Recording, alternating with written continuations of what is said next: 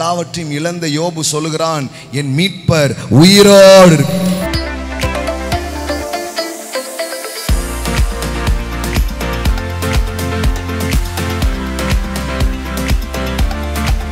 மனிதன் இழந்து போவது என் விருப்பம் அல்ல. மனிதன் இழந்ததையெல்லாம் திரும்ப பெறவே இயேசு இந்த பூமிக்கு வந்தார். இயேசு சொல்றார், நான் எதுக்கு வந்தேன்? அவரே சொல்றார் எதுக்கு வந்தேன். அவர் சொல்றாரு, இழந்து போனதை தேடவும் கெட்டு போனதை ரட்சிக்கவுமே மனுஷகுமாரன் இந்த பூமிக்கு வந்தார்.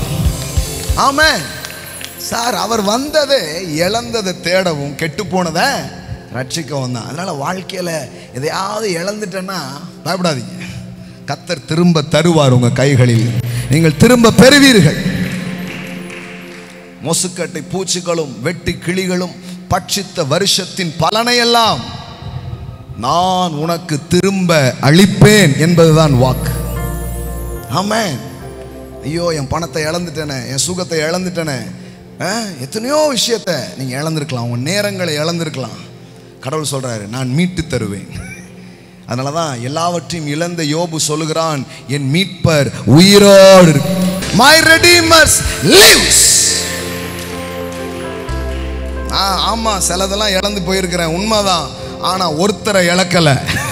ஆமென். மீட்டு தருகிறவரை இழக்கல.